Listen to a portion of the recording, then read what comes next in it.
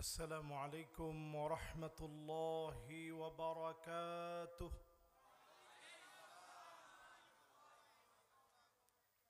গোমা সন্না আলহামদুলিল্লাহ, আল্লাহ তাআলা অনেক ভালো রেখেছে। এটা আমার একটা পারিবারিক মাহফিলের মতো। আলহামদুলিল্লাহ, অনেকবার আপনাদের সঙ্গে দেখা হয়েছে। এখনো যারা এদিক সেদিক ঘোরাফেরা করছেন, আপনারা এসে বসে পড়লে মাহফিল তার সৌন্দর্যের কাঙ্ক্ষিত লক্ষ্যে পৌঁছাতে পারবে।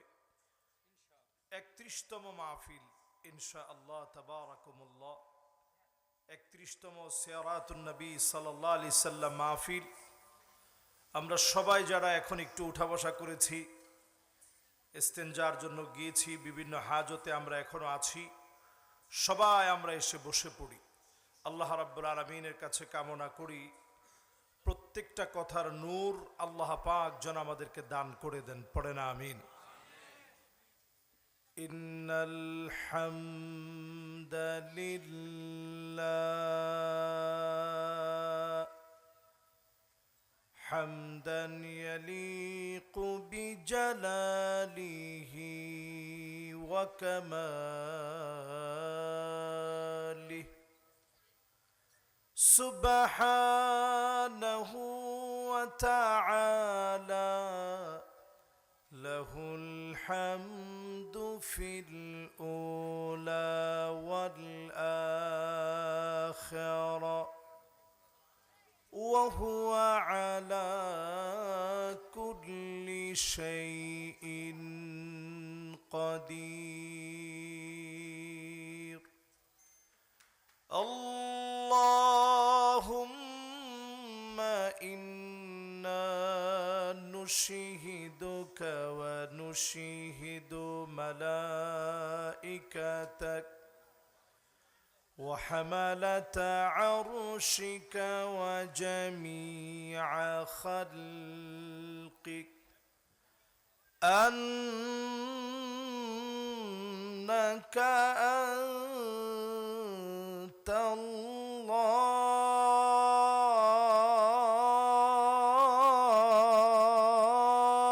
আল্লাহ লা ইলাহা ইল্লা আনতা ফাহুয়াল ওয়াহিদুল আহাদ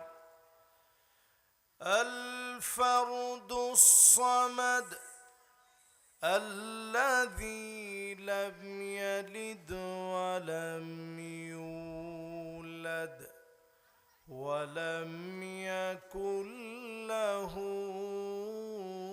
كفوا أحد ونشهد أن سيدنا وسندنا وحبيبنا وحبيب ربنا وطبيبنا وطبيب قلوبنا محمد صلى الله عليه وعلى آله وأصحابه وبارك وسلم الذي أرسله بالحق بشيرا ونذيرا وداعيا إلى الله بإذنه وسراجا منيرا. فقد قال الله تعالى في كلامه المجيد وفي فرقانه الحميد. সবাই পড়েন আউযু বিল্লাহি মিনাশ الشيطان الرجيم بسم الله الرحمن الرحيم وأقسطوا إن الله يحب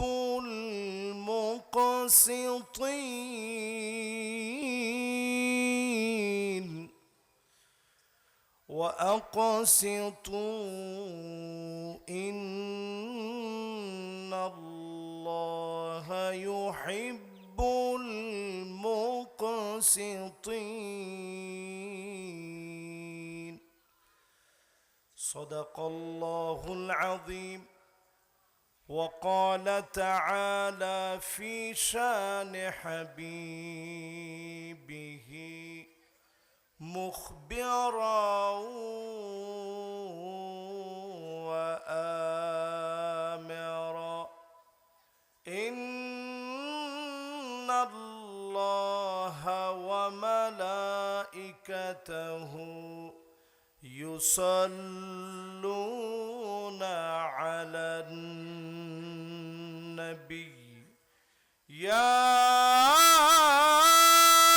أيها الذين آمنوا صلوا عليه وسلموا تسليما اللهم صل على محمد وعلى آل محمد كما صليت على إبراهيم وعلى آل إبراهيم إنك حميد مجيد اللهم بارك على محمد وعلى آل محمد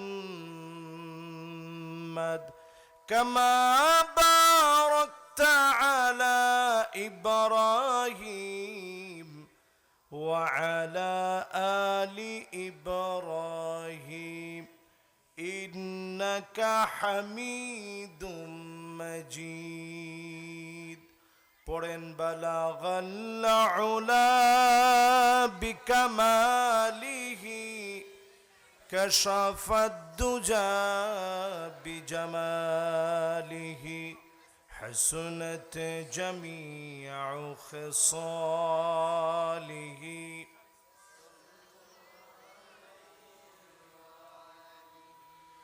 در فی شان نے تیری قطروں کو دریا کر دیا دل کو روشن کر دیا آنکھوں کو بینا کر دیا بلغ العلا بكماله كشف الدجى بجماله حسنت جميع خصاله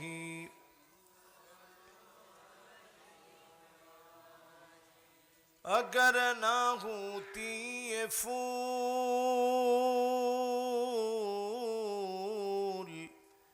کہ بلبل کا ترنم بینا ہو چمن دہار میں گلیوں کا تبسم بینا ہو بلغ العلا بکمالہ كشف الدجى بجماله حسنت جميع خصاله صلوا عليه আজকের এই মোবারক মাহফিল ঐতিহ্যবাহী 31তম সিরাতুন নবী সাল্লাল্লাহু আলাইহি ওয়াসাল্লাম উপলক্ষে মাহফিল মোবারক। আজকের এই মাহফিলের সম্মানিত সভাপতি মুহতারামি ওয়া মুকাররমি দক্ষিণ রূপকানিয়া কেন্দ্রীয় জামে মসজিদের সম্মানিত খতিব হযরত মাওলানা মুহাম্মদ নুরুল কাদের হাফিজাহুল্লাহু ওয়া রাআহ, ওনার জন্য দিল থেকে আমরা দোয়া করি আল্লাহ যেন আমাদের মুহতারাম মেহমানকে হায়াতে তয়্যিবা দান করেন, পড়েন আমিন। মুবারক আজকের আয়োজনের আরো একজন সম্মানিত সভাপতি হাফেজ মাওলানা হেদায়েতুল্লাহ, ওনার জন্য আমরা দিল থেকে দোয়া করি। দক্ষিণ রূপকানিয়া বাইতুর শরফ জামে মসজিদের সম্মানিত খতিব, আল্লাহ যেন ওনাকেও দ্বীনের জন্য কাবিলিয়তের সাথে কবুল আর মঞ্জুর করেন, পড়েন আমিন। সম্মানিত মেহমান জনাব মোহাম্মদ ইসহাক সাহেব, কেন্দ্রীয় সহ সাধারণ সম্পাদক বাংলাদেশ শ্রমিক কল্যাণ ফেডারেশন, উনি একটু আগেই আপনাদের সামনে কথা রেখেছেন, কথা বলেছেন। আজকের এই রৌনক মেহমানের জন্য আমরা দোয়া করছি আল্লাহ যেন ওনাকেও হায়াতে তয়্যিবা দ্বীনের খেদমত করার তৌফিক দান করেন, পড়েন আমিন। মাহফিলের সম্মানিত আলোচক, যিনি আলোচনা করে আপনাদেরকে ধন্য করেছেন, ডক্টর বি.এম. মফিজুর রহমান আল আজহারি হাফিজাহুল্লাহু ওয়া রাআহ, ওনার জন্য আমরা দিল থেকে দোয়া করি আল্লাহ যেন ওনার কণ্ঠে, ওনার ইখলাসে, ওনার আলোচনায়, ইলমে, আমলে আল্লাহ রাব্বুল আলামিন যেন পূর্ণ বরকত আল্লাহ যেন দান করেন, পড়েন আমিন। আলোচনা রেখেছেন মাওলানা মনোয়ার হোসেন মোমেন সাহেব, সুদূর সাতক্ষীরা থেকে এসে জিহাদ ফি সাবিলিল্লাহ ও ইনফাক ফি সাবিলিল্লাহর উপরে তিনি আলোচনা রেখেছেন। আমরা ওনার জন্য দোয়া করছি আল্লাহ রাব্বুল আলামিন যেন ওনাকেও কবুল আর মঞ্জুর করেন, পড়েন আমিন। আজকে আমাকে বিষয় দেওয়া হয়েছে আদালত ও ইনসাফের বিচার প্রতিষ্ঠায় আমাদের করণীয়, হক ও ন্যায় বিচার প্রতিষ্ঠায় মহানবী সাল্লাল্লাহু আলাইহি সাল্লামের শিক্ষা ও জীবন আদর্শের বর্ণনা। এই বিষয়টি নিয়ে আপনাদের সঙ্গে আমি কথা বলতে চাই। মোবারক মাহফিলে 10টা বেজে এখন 54 বাজতেছে, ওয়াজ শুনবেন কতক্ষণ? একখানা ডরহরি হন না বাজে, 1 ঘন্টা করিলে চলিবে না। ইন একটা কথা না বাজে বেচিরা তুই যাবি গই, ঠিক আছে তো? আপনারা আমার সাথে আছেন ইনশাআল্লাহ?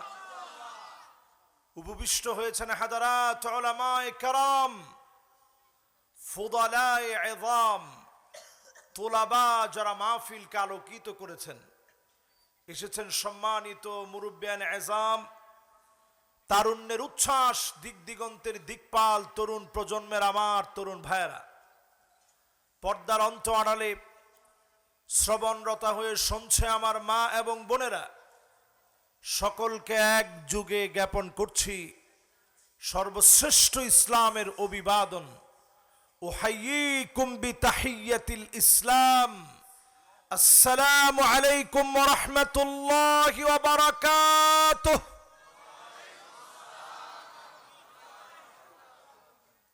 মাশাআল্লাহ, সালামটা ঠিক আপনারা যেমন সালামটা নিছেন ঠিক এইভাবে হক আদায় করে, সালামের হক আমরা কতটুকু আদায় করতে পেরেছি আসুন এবার আমরা আল্লাহর শুকর গুজারি আদায় করি। সকলে মিলে মাহফিল থেকে উচ্চ কণ্ঠে মালিকের শুকর গুজারি আদায় করি। সবাই পড়ি কালিমাতুশ শুকর আলহামদুলিল্লাহ।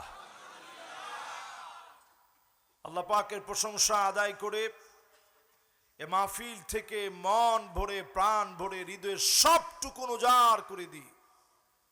নবীজির নামে একটা বার দুরূদ শরীফ পড়ি, সকলে পড়ি মুহাম্মাদুর রাসূলুল্লাহ সাল্লাল্লাহু আলাইহি ওয়াসাল্লাম। সবাই পড়ছেন? নবী করিম সাল্লাল্লাহু আলাইহি সাল্লামের উপরে দরুদ ও সালাম পড়ে চলুন আমরা আমাদের বিষয়ের আলোচনা শুনি। যেই আয়াতে কারিমা থেকে আজকে আমি কথা বলবো বলে নিয়ত করেছি, সূরা হুজুরাতের 9 নং আয়াতে কারিমা। মাশাআল্লাহ, সবাই একটু আওয়াজ বন্ধ করতে হবে মেহরবানি করে। আমি কিন্তু এই মাহফিলে কয়েকবার আসছি, আমরা দেখেছি সুন্দর একটা পরিবেশ সৃষ্টি হওয়ার যখন একটা আশঙ্কা, বাংলাদেশের ভাগ্য আকাশে নতুন একটা সূর্যোদয় যখন ঘটবে, এখন মাহফিলের উপস্থিতি আগের চাইতে বেশি হওয়ার কথা ছিল না কম? কিন্তু দিন দিন আমরা মনে করতেছি এগুলোর দরকার আর নাই। সবাই এখন প্রোগ্রাম নিয়ে ব্যস্ত আছি, মাহফিলগুলোর ভিতরে লোকজন এখন অনেকেই চিন্তা করে আমরা তো এই কাজই করতেছি। তো দিন বিজয়ের কাজের ভিতরে মাহফিলের প্রয়োজন আছে। কাজে আমরা সবাই যারা বসছি অত্যন্ত মনোযোগের সাথে, আমার ছোট্ট বন্ধুরা যারা আসছে, মাঝখানের এই ফাঁকাটা পূরণ করে বসতে হবে, কোনো কথা বলা যাবে না, কারণ বিষয়টা অত্যন্ত জটিল, আপনাদেরকে বোঝাতে হবে। আল্লাহ যেন শেষ পর্যন্ত এই বিষয়ের উপরে কথা বলার তৌফিক যেন আল্লাহ দান করেন। পড়েন আমিন। وَأَقْسِطُوا إِنَّ اللَّهَ يُحِبُّ الْمُقْسِطِينَ।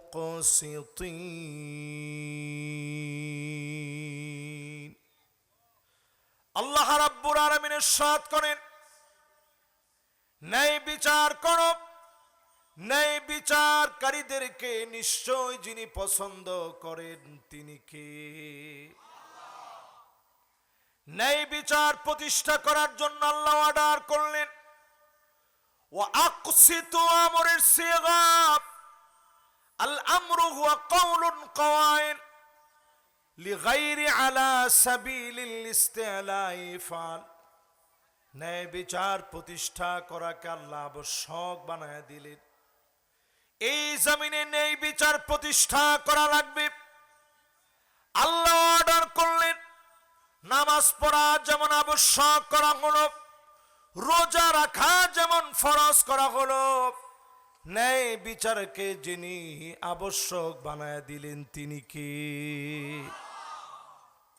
এবার আমার সাথে সবাই মিলে বলেন, সূরা হুজুরাতের কত নম্বর আয়াতের তাফসীর হবে? সবাই বলেন কত নম্বর?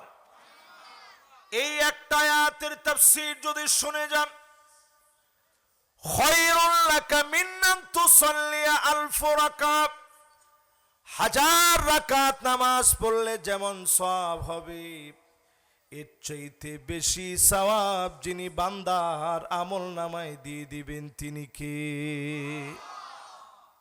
ন্যায় বিচার কাকে বলে?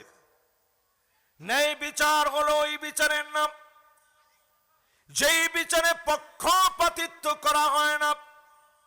নবীজি যতবার খুতবা দিতে দাঁড়াতেন, সববার নবীজি ন্যায় বিচারের কথা বলতেন। সাহাবায়ে কেরাম বলেন, মা কামা রাসূলুল্লাহি সাল্লাল্লাহু আলাইহি সাল্লাম আলাল মিম্বারি হাত্তা সামিতুহু ইয়াকুল, যতবার নবীজি ন্যায় বিচারের জন্য মিম্বারে কথা বলতে নিতেন, সববার নবীজি ন্যায় বিচারের কথা বলতেন। ন্যায় বিচারের কথাকে বিশ্ব নবী সব সময় উচ্চারণ করে জানায় দিতেন। ন্যায় বিচারের মাধ্যমে যিনি সমাজকে পরিবর্তন করে দিবেন তিনি কে? আজকে যারা জুমার নামাজ পড়ছেন,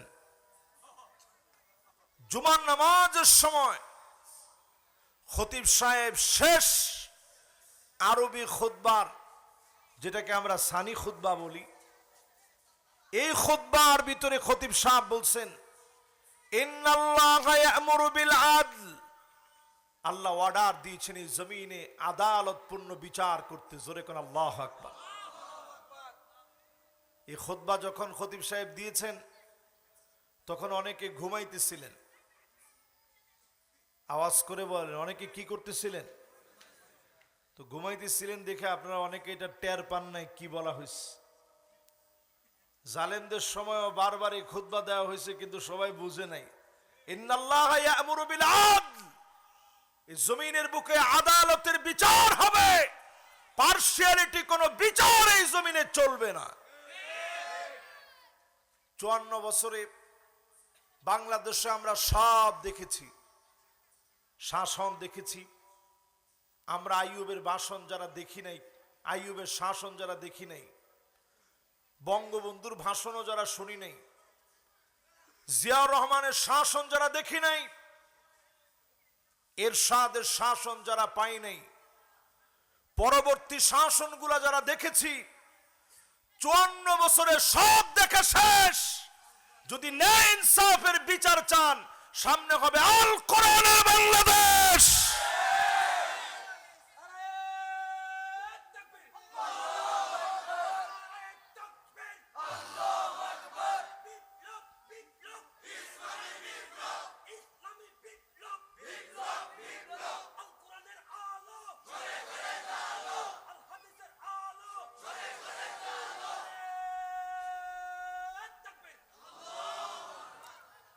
একটা বিষয় আমি একটু আশ্চর্য হলাম, এই মাত্র, শুধুমাত্র কি আলোটা ঘরে ঘরেই জ্বালাবেন? আচ্ছা, ঘরে ঘরে জ্বলুক, আমার কোনো অসুবিধা নেই, কিন্তু ন্যায় বিচার যদি জমিনে প্রতিষ্ঠা করা লাগে, পার্লামেন্টে আল্লাহর কোরআন প্রবেশ করানো লাগবে। আপনাকে আমার সাথে সবাই একমত? এই ন্যায় বিচারের উপরে আজকে আপনাদেরকে আমি 10টা হাদিস শোনাবো ইনশাআল্লাহ পরে। এটা আজকে আমার আলোচনার মূল কথা।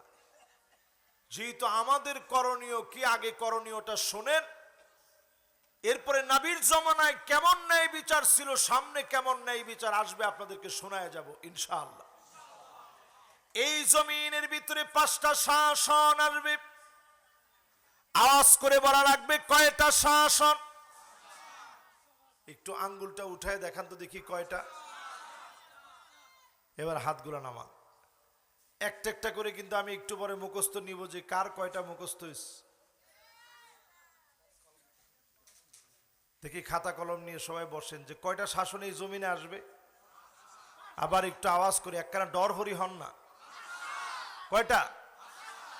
তাকুনু ফীকুম মান-নাবুওয়া, নবুয়তের শাসন আসবে, যেই শাসনের ভিতরে কোনো পার্সিয়ালিটি চলবে না, ন্যায় ইনসাফ ভিত্তিক সমাজ কায়েম হয়ে যাবে, ধনী দরিদ্র সমান বিচার পাবে। নবী যেটা দেখায় দিয়ে গিয়েছে, মক্কা বিজয়ের পরে কাফেরদের উপরে নবীজি জুলুম করেন নাই, পরিষ্কার জানায় দিলেন, লা তাসরিবা আলাইকুমুল ইয়াওম, তোমাদের উপরে আজকে কোনো প্রতিশোধ হবে না। আনতুমুত তুলাকা, সদ্য প্রসূত শিশু বাচ্চা মায়ের কোলে যেমন স্বাধীন, এমন ভাবে তোমরা স্বাধীনতা লাভ করবে। কারো উপরে কোনো জুলুম করা হবে না। এক চুল পরিমাণ আল্লাহ নবী কারো উপরে জুলুম করে নাই।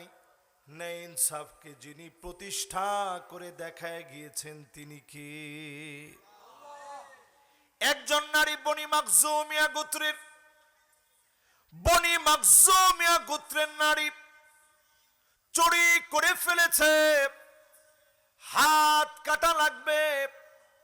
আল্লাহ নবীর কাছে বিচার চলে এসেছে, ইসলামী বিচার অনুযায়ী হাত কাটবে।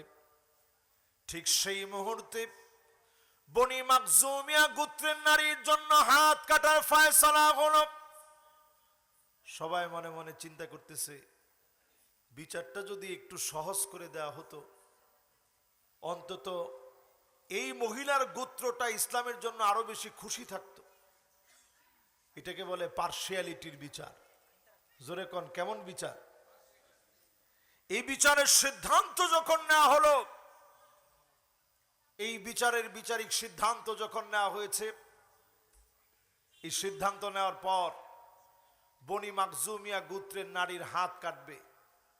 সাহাবায়ে কেরাম দ্বিধা বিভক্তির মধ্যে পড়ে গেছে। নবীজির কাছে কারে পাঠাবে সুপারিশের জন্য? আল্লাহ নবীর বড় আদরের নাতি তুল্য, নাতির মতো নবীজি আদর করতেন। সায়েদ বিন হারেসার সন্তান উসামাকে নবীজির কাছে পাঠায় দেওয়া হলো। উসামা রাদিয়াল্লাহু তাআলা আনহু ছোট্ট মানুষ নবীজির কাছে গেলেন।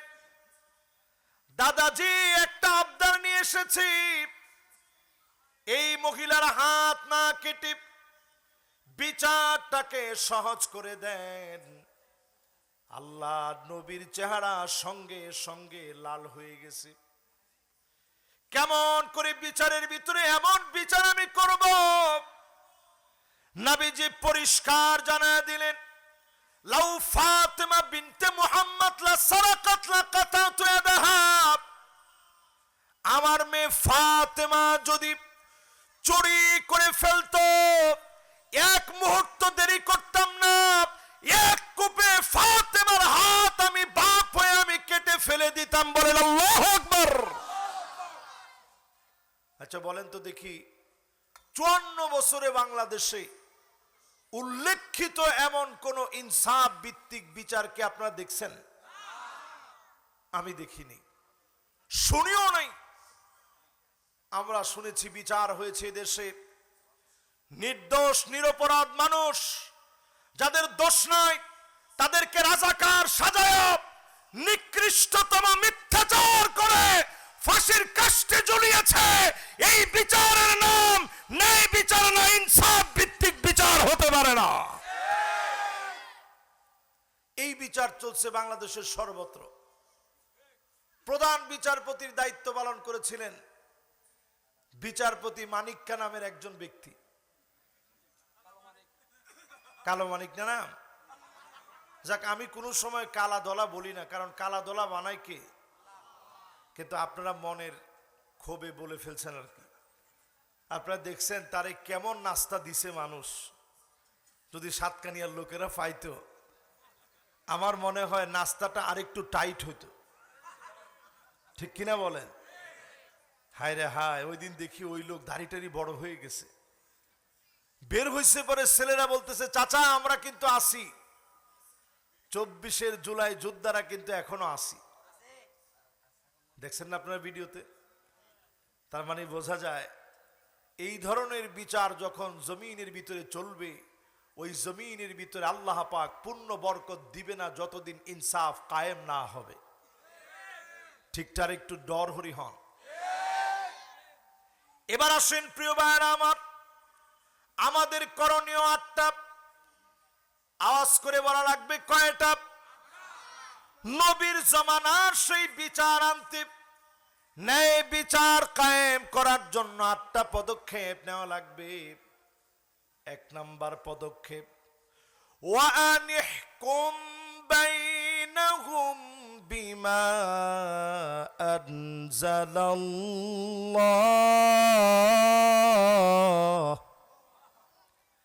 ন্যায় বিচার কায়েমে এই জমিনের ভিতরে ন্যায় বিচার কায়েমে বিচার করা লাগবে কোরআন দিয়ে। এই কথা আমার না স্বয়ং মালিক ঘোষণা করে জানায় দিলেন, এই কোরআন দিয়ে বিচার করা লাগবে। বাংলাদেশে যদি কোরআন দিয়ে বিচার হয়, পুরা দেশটার চিত্র যিনি পাল্টায় দিবেন তিনি কে? 1 নাম্বার আমাদের করণীয়, বিচার করা লাগবে কোন কিতাব দিয়ে? আমরা বাংলাদেশে অমুক সংবিধান তুমুক সংবিধান সংস্কারের কথা বলি।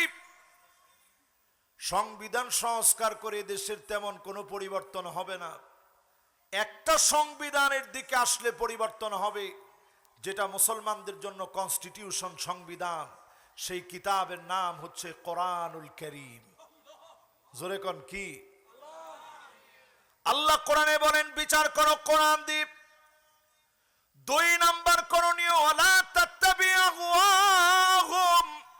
মন গড়া বিচার করা যাবে না, সব বিচার এখনো চলতেছে, মামলা বাণিজ্য চলছে, সবগুলো চলতেছে মন গড়া বিচার দিয়ে, ঠিক কিনা বলে? ঘরে ঘরে মানুষকে অ্যারেস্ট করাচ্ছেন আপনি, এই দায়িত্ব আপনাকে দিয়েছে কি? একজনে কইছে আল্লাহ। এতে নবুজের ফাল্লা।